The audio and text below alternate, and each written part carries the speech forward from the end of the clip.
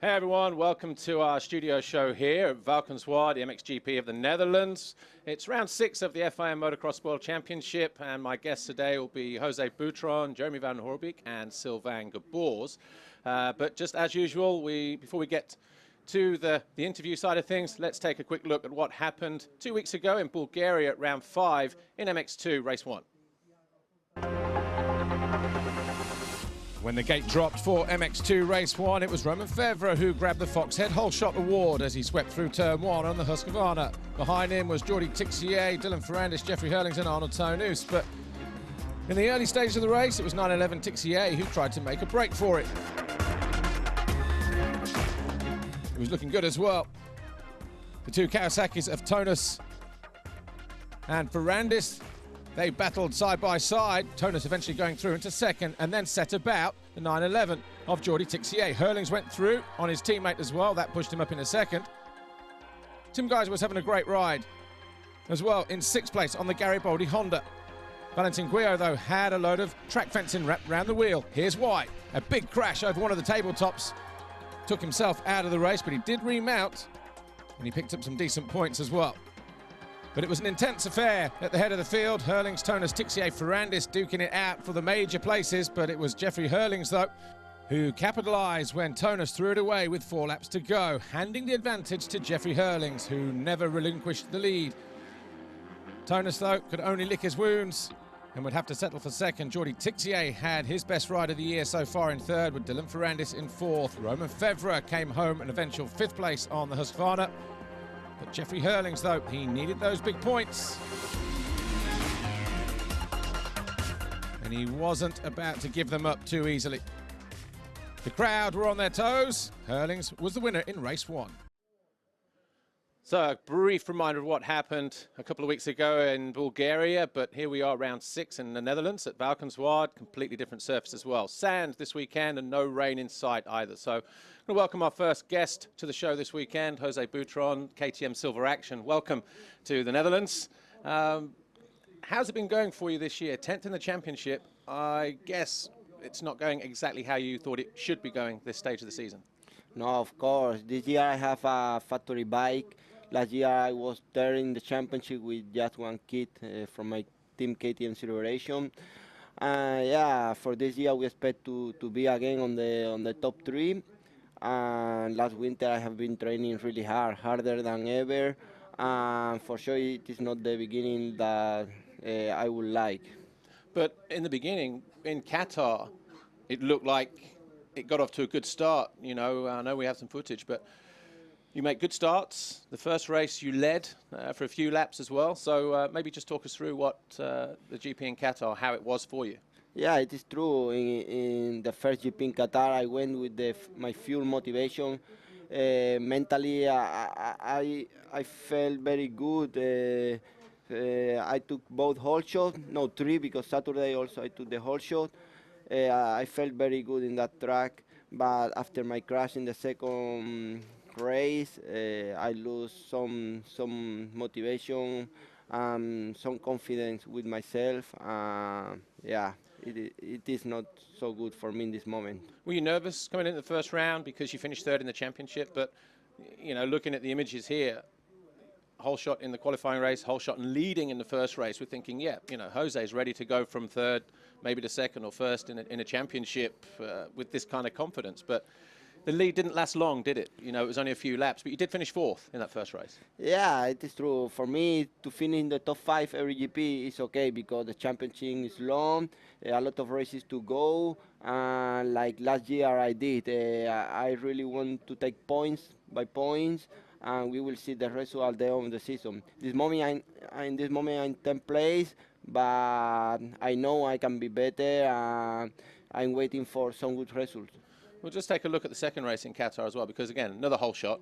But I'm kind of guessing that had you not crashed, and we'll see the crash in a minute, had you not maybe crashed, things like confidence and maybe a visit to the podium would have been would have given you more confidence. Yeah, it is true. That crash means a lot to me because The week after in Thailand, I expect another podium like last year.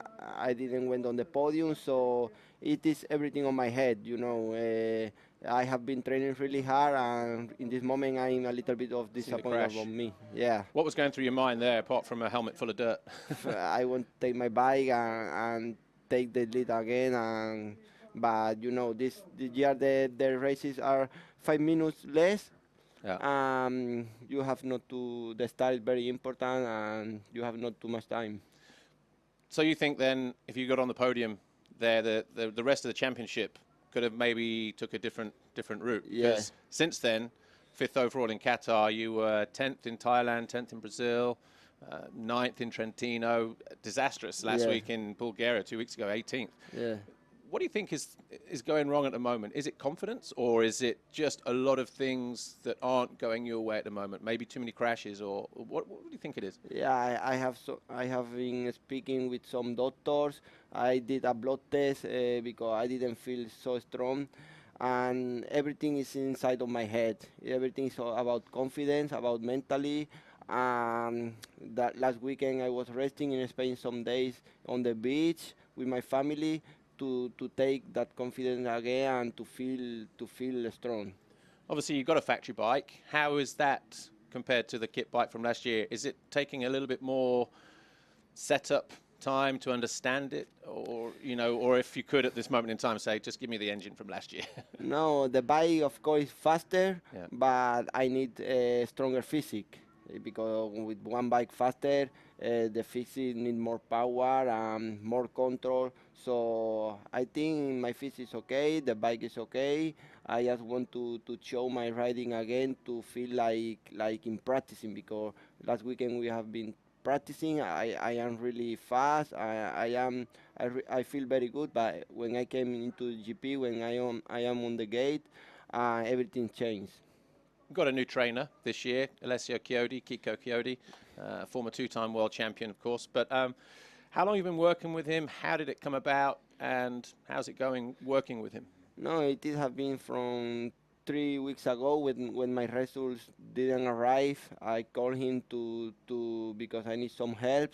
He's riding for my team KTM Celebration in the Italian Championship, and he's also tester from the Golden Tire. So he feels very good about the bikes, about suspension, and just go to the track. He keep my bike and let me see what happened, what he thinks, what I can do better. So I have been training with him for now 3 weeks, and I think he helps me a lot. Okay. What about riding in the Spanish Championship this year? Because I guess on one side you can race there and win every race, so you have the confidence to win a race or win the rounds and win this championship. That gives you a lot of confidence. But do you feel maybe actually thinking about it that given where you are at the moment in the championship, the level in the Spanish Championship isn't as high as it would be if you're riding in Holland or Belgium, riding in the sand, but riding with the guys from the World Championship? Oh, yeah, it is true. I have to ride Spanish Championship because my sponsors, because KTM Spain, for sure in Spain I'm 2 seconds faster than the second rider Álvaro Lozano. I I keep good motivation in Spain, good confidence because before to race I knew I will be win the race. For one side, like you said, is good, but for another side, my level is not. I didn't give my 100% in every races, so I don't know. I feel like a Spanish rider. I feel like I want to ride in Spain. For sure, I will race some Italian championships on Holland, but not the complete championship because I have to ride. For me, the first option is to Spanish championship. All right, well, we'll move away from the racing right now, but I want to talk about your start technique because it's something that every week we ask the question, is Jose Butron going to grab another foxhole shot? And I want to show some clips here. We have from Qatar, I think, the second race, and then we're going to show it again in slow motion. What are you doing here? Because a lot of people seem to be trying to copy it now. Yeah, I don't know. Everybody also asks me, but really, I don't have any trick for the whole shot. I can say from last race of my 2013 season in the Motocross of Nation, Yeah. I didn't practice any start till the Qatar GPs 4 or 5 months later. So I took 3 whole shots. So I think it is not trick. Everything is about yourself, I think. But you hang off the back, the leg is off, it looks spectacular. Yes. But you don't think there's anything in it, it's just something. Have you always started like that, really? Or have you modified it as well, or you've just noticed that, actually, yeah, I do hang off the back a little bit more than maybe some other people? I just think, I don't think about the start. I just go to the gate, do my best. I don't know. Last year I started in front with one kit bike. This year I started in front with the factory bike.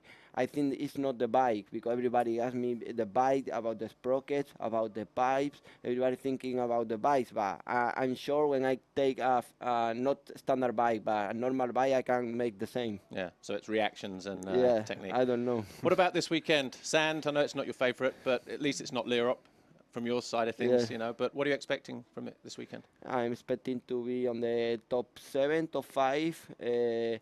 I'm not a sand specialist. No. The sand have not been my best races, but Barques Bar, I think it's a good track for me. Fast track, I like. I know my physique is strong, so my strong point for this weekend will be the last 5 minutes. All right, and what about next week? Spanish GP, first time in a few years.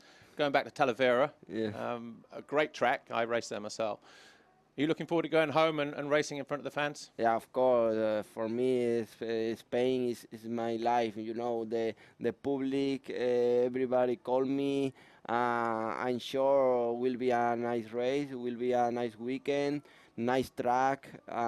For sure, everybody will enjoy the Spanish GP because I know. All right, and obviously next year you have to go into MXGP. Have you started talking to teams yet? Will you stay with Silver Action? Can you give us any information yet? Yeah, I have 2 years contract with KTM. I don't know in this moment. I'm thinking races by races, and we will see about my future. But I like my team. I like the bikes. I like the sponsors help me in this moment. So I'm sure I can be races good on the 450, because in the Spanish Championship I'm riding with the 350 from 2 years now. I think I am that kind of rider that can be good on the MXGP. All right, Jose Butron, thanks for now. Before we go and look at what happened 2 weeks ago in MXGP in Bulgaria, just a quick reminder, do have a MXGP Facebook competition to remind you about. If you guess the top 3 in MXGP and MX2 this weekend, you have a chance of winning Twin Air Biosystem and Promotion Package with Thomas Covington's signed Twin Air cap. And we also have a chance to win the MXGP, the official motocross video game. You get the MXGPTV.com access to watch the races live. And don't forget to follow us at MXGP on Twitter. Once again, thanks to Jose Butron, KTM Silver Action. Let's take a quick look at what happened in Bulgaria 2 weeks ago in the MXGP class. When the gate dropped, it was more important than ever to get a good start and pick up that Fox Head Whole Shot Award. Once again, Antonio Cairoli on the Red Bull KTM was across the stripe first, more than a bike length clear of Max Nagel, Clement de Sal, Jeremy Van Horebeek and Gauthier Paulin. Riders falling by the wayside included the 183 of Stephen Frossard on the Monster Energy Kawasaki. And as Cairoli disappeared at the front, Van Horebeek found a way past de Sal to move into second. Gauthier Paulin, number 21, put in a spirited effort in the early stages whilst in 4th place, but was never really on pace with Antonio Cairoli, Jeremy Van Horebeek and Clement de Sal, and soon started to lose ground. Sean Simpson got into the rear wheel of Max Nagel, and then 2 corners later, both riders fell out of 6th and 7th place. Mattis Caro also fell in the closing stages of the race, and he would be disappointed to finish in 17th. But Cairoli, Van Horebeek and de Sal, they were making it look pretty easy at the head of the field, despite the difficult conditions. Kevin Strybos, number 22, was good enough for 5th in the second moto. But for Tony Cairoli, who had yet to win here in the big class at Sevlievo, finally crossed the line to win the second race and take the overall Grand Prix victory. Second in the race was Van Horebeek, De Salle was third, and the overall belonged to Tony Cairoli. Gauthier Paulin was second, Jeremy Van Horebeek was third. But rather aptly, Antonio Cairoli will leave Sevlievo with 222 points. So there's your podium then. Tony Cairoli, your overall winner. Gauthier Paulin second, Jeremy Van Horebeek third.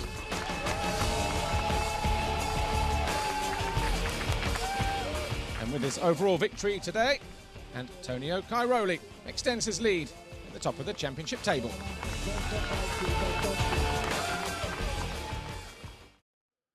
Welcome back to our studio. As you saw, a very muddy Bulgaria 2 weekends ago. I'm pleased to say my next guest has arrived from MXGP class, Yamaha Factory Racing rider Jeremy Van Horebeek. Jeremy, welcome to our studio here.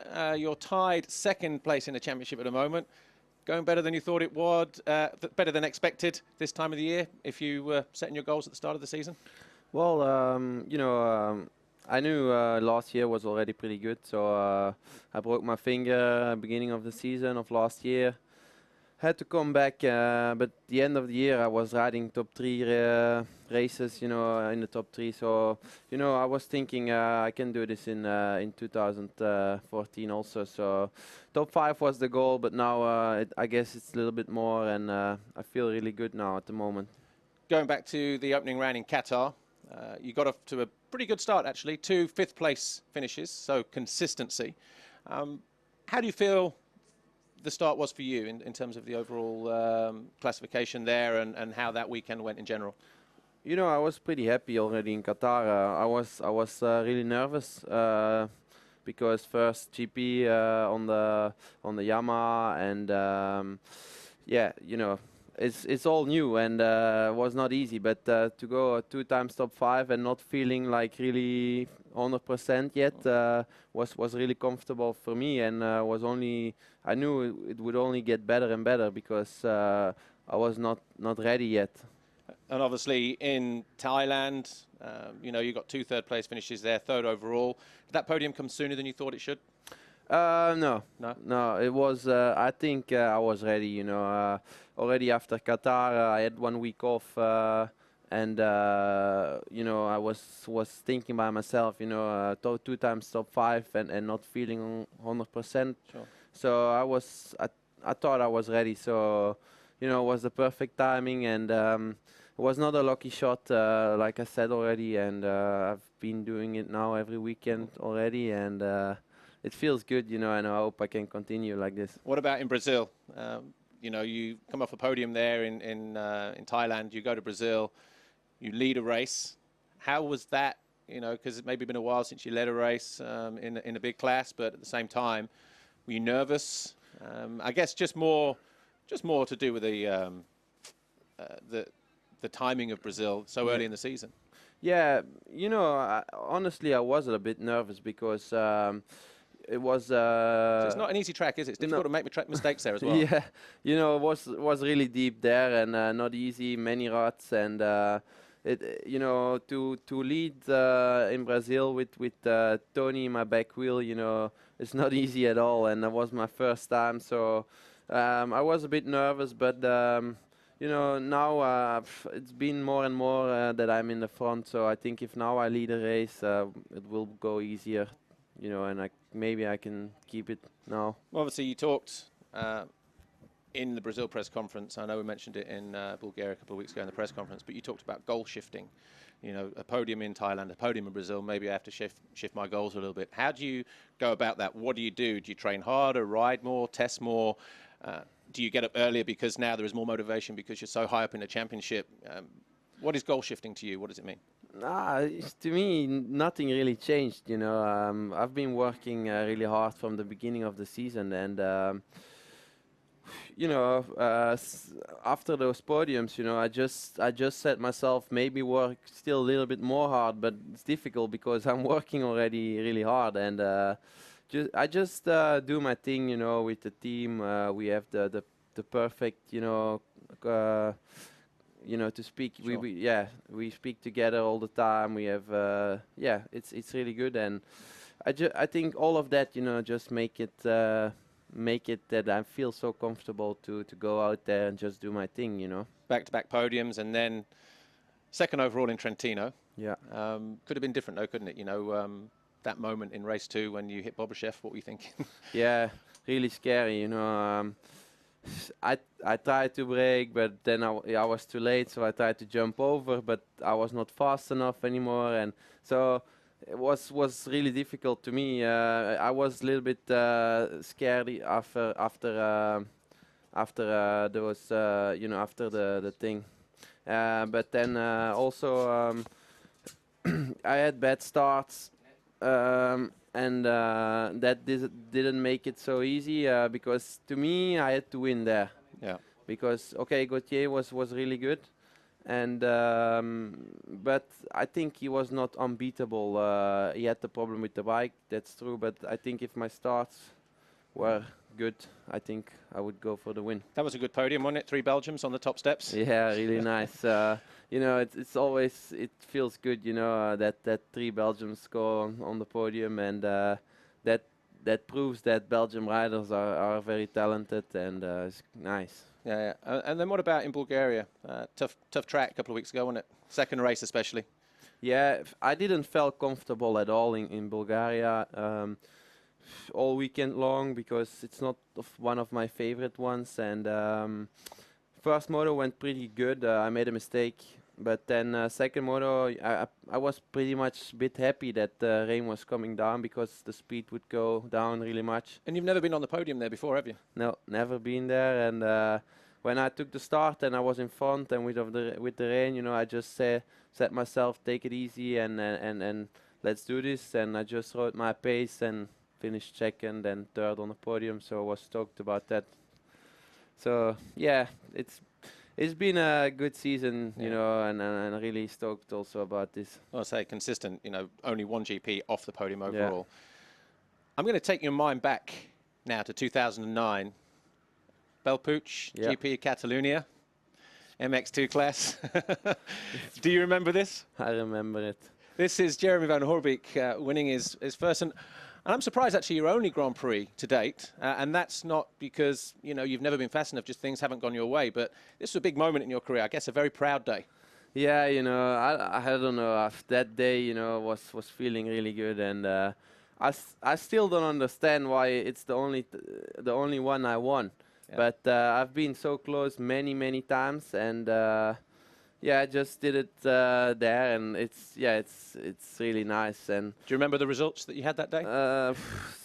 Second and third or something. Yeah.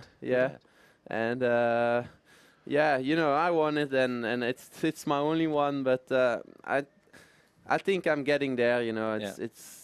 It's more difficult now because of the competition, and then. But sometimes, you just consistency is the best thing you can do, and be third and second on the podium the end of the year makes you. Where's the trophy? The trophy. Is it in Mama and Papa's house? Right. Yeah, all my trophies actually are still my parents' place.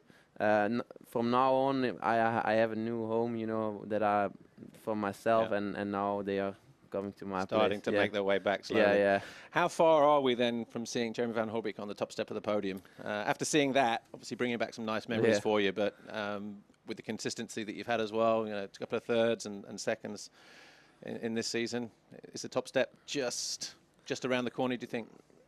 Yeah, it's difficult to say.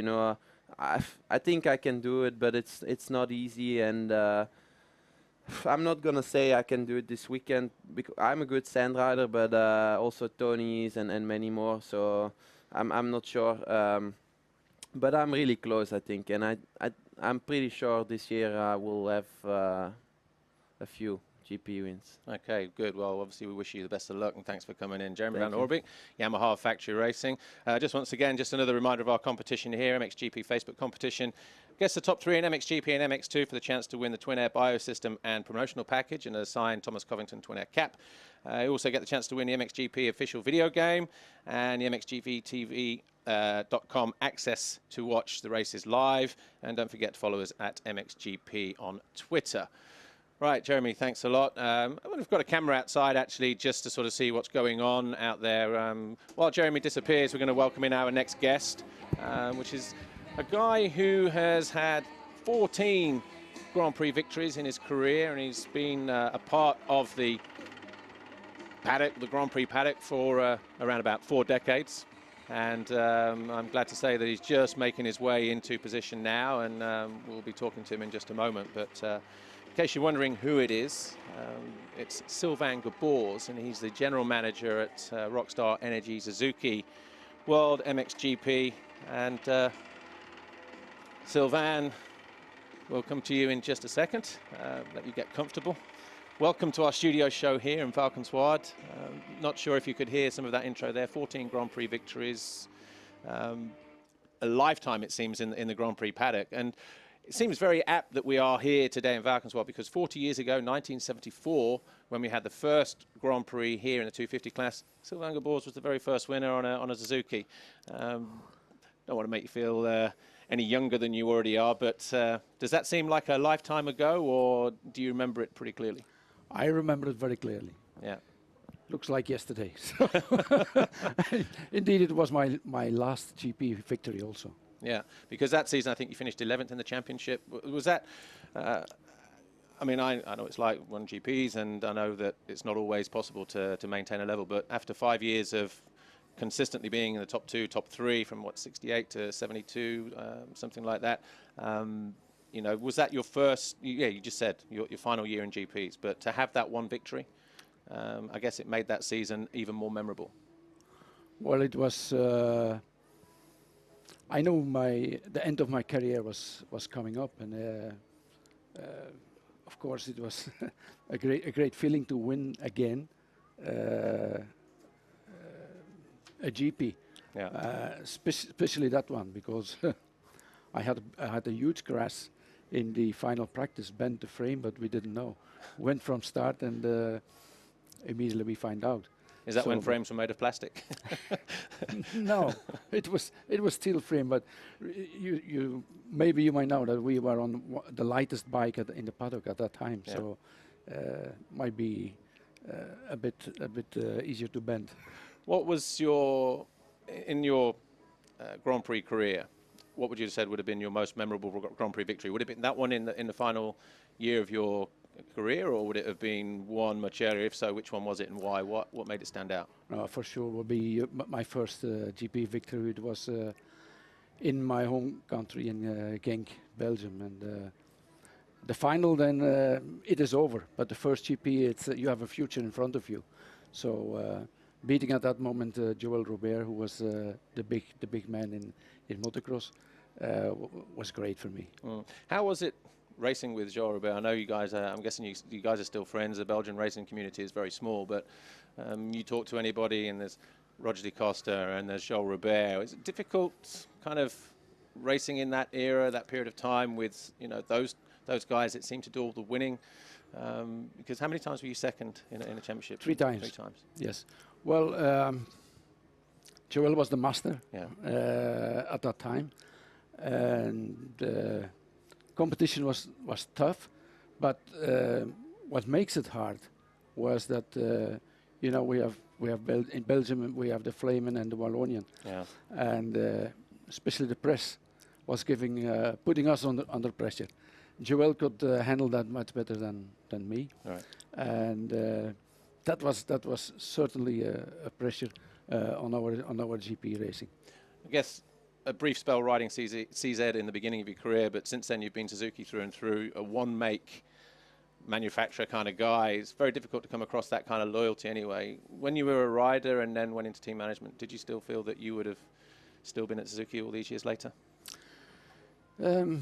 I didn't think about that when I started racing with Suzuki, because at first when you start working with a different manufacturer, there was different language and everything. So I never tried to pick up Japanese language, which was a big mistake. You speak it now?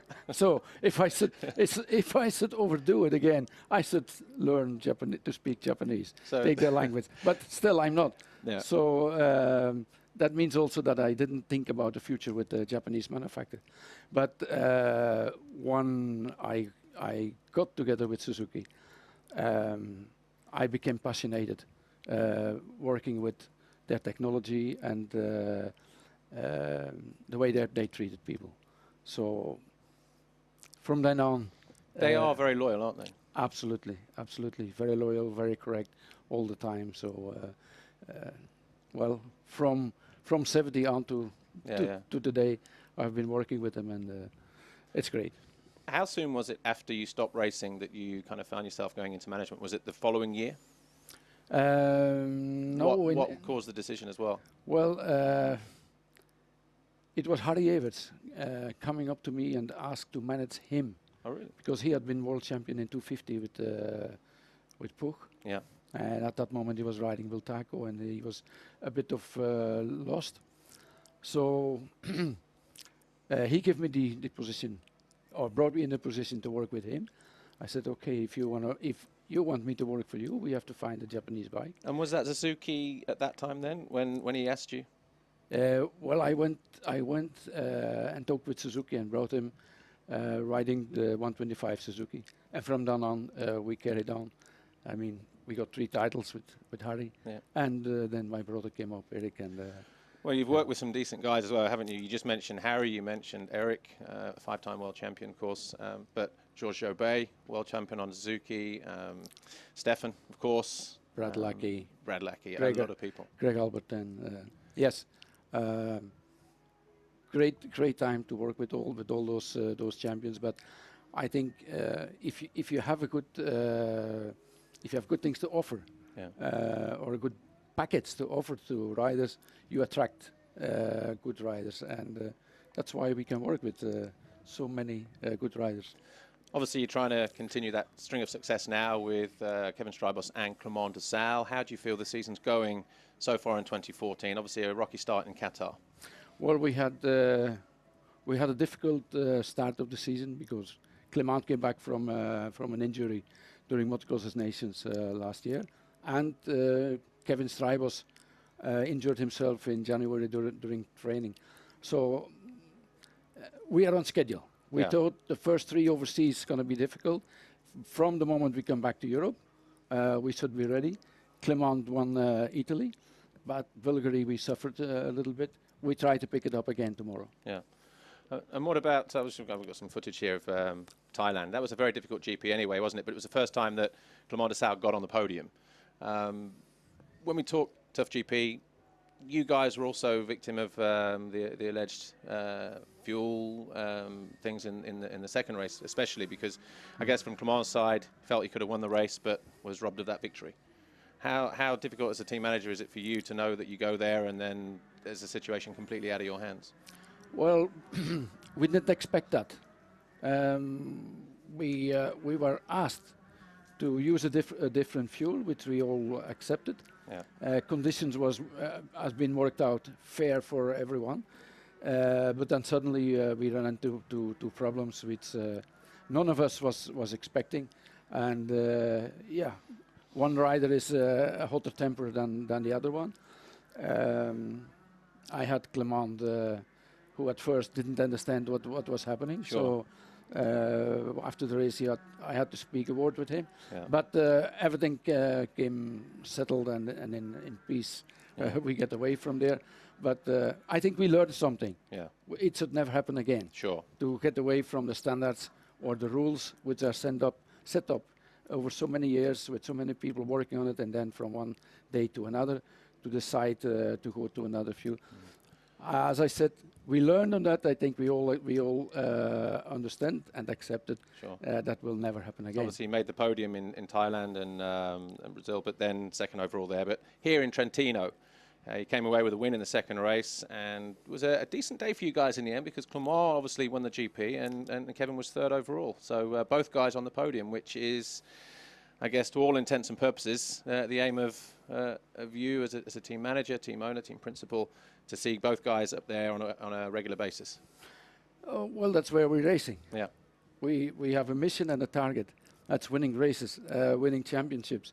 But to win championship, you have to win a certain number of races, and motocross is such a difficult sport. There's Sure. so many items what affect the end result, especially in the championship. You know very well. Yeah. You have been second in the world I championship. know. How difficult it to win a title. So And, but we have to accept. Yeah. And when I finished second in the World Championship, I was on the podium every week. You know, I think apart from the first round and the last round, but, you know, from my side, you know, Sebastian Tortelli just came in at the wrong time for me. Yeah. Some people say if it wasn't for him, then maybe I could have been world champion. But I looked at it a different way. I maybe needed someone like Tortelli to help take me to that next level, to keep my racing at an intense level. So I know exactly what it's like. I have exactly the same experience. When Joel Robert was the master, I learned so much from him. Yeah. And I was lucky because he never hid anything. Sure. He said, come and follow me. So we brought the sport up. Yeah, and but obviously Clément de Sales winning in Trentino, how good was that for his confidence levels? Because obviously no podium in Qatar, but we know he had a tough season, a tough winter training program, having surgery after the Nations. So he was maybe a little bit nervous coming in and didn't really know where his level was. He had podiums in Thailand and Brazil, and obviously he won the overall in Trentino. For someone like Clément de Sales, you said, you know, one rider is probably more hot temperament than the other. Kevin is obviously more relaxed. But is that what makes Clément tick? You know, now I've won a race, now I've got on the podium, now I believe that I should be, you know, here on a regular basis. Or is he just... It's hard to say. I know he was very excited and very happy to win the race in Trentino. I think we could all see it, because sometimes he win a race and is still not happy. But in Trentino he was really happy to come out as the winner of that race. Did he pick up some confidence? For sure. But is that enough to continue winning? We saw in Brazil, no, in Bulgarian, that he was not on one of his best days. Sure. So it's all the last race gives you your standing and your value. So every race again we have to try. Potentially there are 4 riders, I guess you could say, are in the hunt, and I say potentially because obviously 3 with Tony, with Clément, with Gauthier Paulin, and Jeremy Van Horebeek is you know, a newcomer. Are you surprised at the level that he's come in at the moment, Jeremy? Yes, he improved a lot from last year, but still we are early in the season. Sure. And but it's good to see that more riders are coming into that area, and the racing become tougher and closer. Yeah. Well, we know from Kevin, obviously he's the elder statesman in your team in terms of teammates, and obviously being slightly older than Clément. He's also shown the last 2 GPs consistency, that there could be potentially 5 riders, you know, that can win a GP now in MXGP class. He has the speed. He's won qualifying races, hasn't he, in Brazil and in Thailand, in Qatar. But you know, 3rd overall in Trentino, the 3rd place finish there. He got a 3rd place finish in the 2nd race in Bulgaria. You know, from Kevin's point of view as well, struggling with the season in the beginning of the season with arm pump, it seems to have got away from that the last couple of races. Is he feeling a little bit more comfortable maybe then racing at the front end with these guys? He feels better. Yeah. As you already said, he didn't add any negative comments on his arms. Yeah. If he can continue the speed and the confidence which he had in the Trentino and Bulgarian, sure, he is going to be one of the contenders for the victory tomorrow. Just looking at that podium there, I just had Jeremy Van Horebeek in a moment ago, and obviously the Trentino podium was 3 Belgians on the top step. Given what's happening in Belgian motocross at the moment, loss of tracks and maybe not so many riders coming through, as a proud Belgian yourself, when you see that, does that make it even more special? Not the fact that you've got both your guys on there, but 3 Belgians on the top step of the podium. Doesn't happen very often, does it now?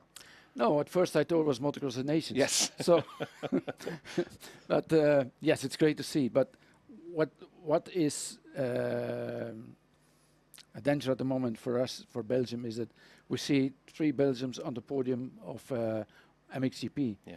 But below that, on MX2 and even lower, there's not too much to see. Don't think there's somebody coming through from 125 European. Obviously, I think the final round in L'Europe last year, Cyril, who was riding at Kimiya Yamaha, Cyril Gano, he showed his speed in the sand, but yet to show it on the hard pack this year. Is he a potential? What about Damon Growlers and Brent Van Donnick and these guys? Should they have already reached the level at the top of their European Championship classes for you to believe that they are the future? I'm not so well positioned to talk about the young riders, because I'm not following those races at the moment. We have Joel Smets more into that, but I hope, and I wish that those young Belgians are coming up. What about tomorrow, the GP here? What can we expect from your guys tomorrow? I guess generally, as a Belgian, we all expect Clement certainly to be invincible in the sand, or certainly have a similar following to someone like Stefan or Eric even, you know. But it just never really seems to click for him. It's either a bad luck or a bad start or a crash or whatever, you know. How's he feeling coming into this weekend? And what about Kevin? You know, I guess Kevin's the more confident rider in the sand, is he, or not? Yeah, yes, but when I talked to Clement this morning, he feels well. Yeah. He likes to go through the weekend enjoying sand racing. So a good Clement can do very well in Valkenswaard. Kevin, he must do very well. Yeah. He is he lives in the sand. So yes, I'm expecting podiums tomorrow. All right, well, before we go, obviously it hasn't escaped anyone's attention, has it really, that last Wednesday, a week, 10 days ago, we had a few guys injured in different crashes. We had the crash at Eersel, but in Belgium, Glenn Koldenhoff, the Rockstar Energy Suzuki rider in the MX2 category, is now out, not of just third place in the championship, but out of the season due to a knee injury. From coming under the umbrella of Rockstar Energy Suzuki, but in the MX2 category, he was having a great season, wasn't he? And it's a big shame to see him out with a knee injury. What are your thoughts? What are your thoughts on that? Because has he got to deal with you guys next year? Is that rumoured that's been going around? Is that true? He is on a 2-year deal with Suzuki Europe or Suzuki Germany. Yes. Of course, what happened last Wednesday is hard to explain. At one moment they take your rider out, season is over. Especially Glenn was doing very well. Yeah. We had started a new project on the 250. It seems to work well, so we got the results, and they're only after 5 races we're cut off. So, but that's something we have to accept. It's a part of the sport. And just briefly, what about the situation surrounding what happened at Eersel last week with riders landing on top of each other and apparently no flag marshals? I obviously wasn't there, but when you listen to the tweets and all the stuff that's going around at the moment, what needs to happen now? Because that's not the first time we've had pro guys landing on other riders, not necessarily amateur guys, but is it time now to raise this safety awareness in Holland and Belgium in terms of how the pro guys go training? What can you do? Well, in England, we have segregated practice sessions. Everybody can arrive on the same day. We have 65s through to minis, 85s. They have their 15, 20-minute session, then the intermediate guys, then the expert guys. And obviously, it costs a little bit more money to go riding in England, £30, something like that. But we have marshals, which you have to pay for. Is that something that could be considered, do you think, or not? Or will that damage the sport further in over here? I think we have to look at the facts. Yeah. We are based in Belgium, Netherlands, where all the stars are concentrated now. Sure. Lommel is deep one to be. Yeah. There are the Italians, there are the Spaniards, there are the Germans, the Russians, everyone except the Belgians. Yeah. So it means when we go practice on the tracks around here, it is way more busy than on the track in England. Sure. You know, but of course there are ways to get out of that. Sure. For example, get organized and say amateurs race from I just say an example from 1 to 2 and the professionals from 2 to 3. Yeah. Split them up, and if everybody knows their hours to go, it can be handled. Swimming in Belgium, they have to practice between 6 and 8 o'clock in the morning, because then it's school time and etc. We can get around, but we must become organized. Yeah.